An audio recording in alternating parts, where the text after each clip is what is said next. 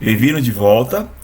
Agora vamos falar um pouco sobre a educação jesuítica, como é que ela se dava durante a colônia, né? Eles seguiam uma série de regras, né? 467 regras que faziam parte do Ratio Studiorum. Esse Ratio Studiorum foi criado basicamente para orientar, né, os professores e várias pessoas que eram dessa companhia de Jesus, para que houvesse uma certa padronização da forma de evangelizar a partir da educação, tá? A gente não pode perder o foco, né, perder de mente que o jesuíta ele veio para o Brasil pensando em evangelizar, em conseguir converter os índios, por exemplo, né, para a fé católica, né? Lembra que eles são oriundos da Contra-Reforma, tá? Então eles acabavam ensinando a ler, por exemplo, porque eles achavam que por meio da leitura, por exemplo, ficaria mais fácil converter a pessoa ao cristianismo, tá? Como é que era esse ensino do jesuítico no Brasil? Os alunos eram divididos por salas, eles tinham níveis diferentes, bem parecido como é hoje ainda, para pensar, né? E as provas eram, na sua maioria, de maneira oral, né? Era de se esperar isso, porque, afinal de contas, o Brasil era uma colônia. Então, é complicado pensar que vai ter um monte de gente aqui imprimindo prova, mesmo já existindo a impressão tipográfica, tá bom? Então, a maioria das provas elas eram orais.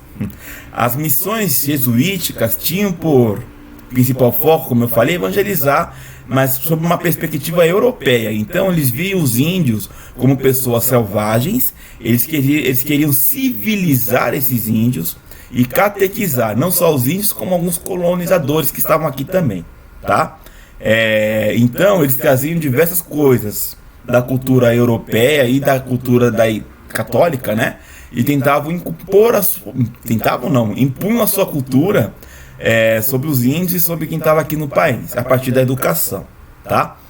O foco deles, então, era catequizar, como eu já estou falando faz um tempinho, e eles ensinavam a ler e a fazer algumas contas, ok? Basicamente era isso que eles acabavam trabalhando na sala de aula. Isso tudo vai durar até o século XVIII. Então vai surgir um personagem na história lá em Portugal, chamado Marquês de Pombal. Ele acaba assumindo o cargo de secretário de Estado dos Negócios Interiores do Reino. É uma espécie de primeiro-ministro comparado ao que tem hoje, ok?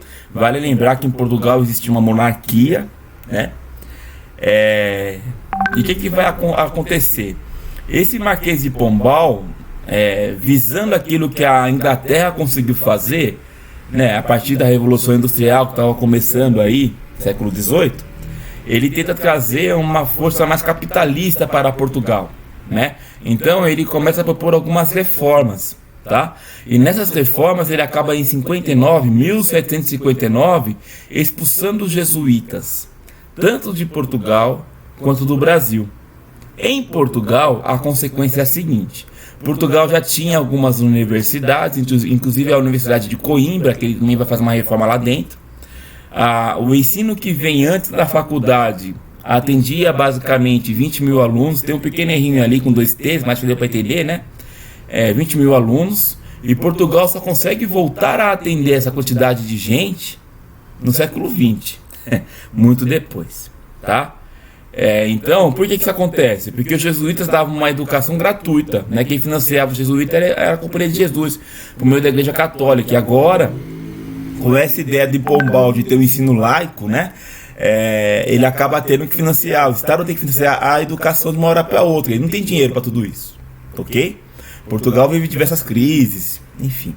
Então ele não consegue financiar, enfim, é uma catástrofe que o Marquês de Pombal faz lá em Portugal.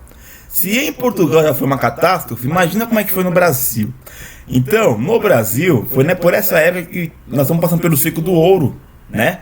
Então ele acaba criando a coroa portuguesa, com apoio do Marquês de Pombal, acaba criando vários impostos. Inclusive por conta dessa cobrança de impostos e outras coisitas que ele vai criando, surge a Inconfidência Mineira, por exemplo, né? Mas não é o foco dessa aula. Assim como ele expulsa os jesuítas de Portugal, ele também expulsa do Brasil. E ele, com isso ele acaba com as aulas aqui no Brasil. E no lugar ele coloca as aulas régias. As aulas régias eram dadas por pessoas que não tinham formação para isso. Tá, então tinham professores muito mal preparados, também mal remunerados, que acabavam trabalhando com ensino rudimentar, basicamente ler e escrever, basicamente, né?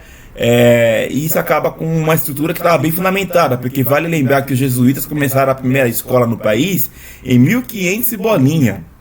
Então já tinham mais de 200 anos de um sistema educacional montado aqui. Marquês de Pombal vem e acaba com tudo isso. Vamos a mais um questionário e depois a gente continua com a história, gente.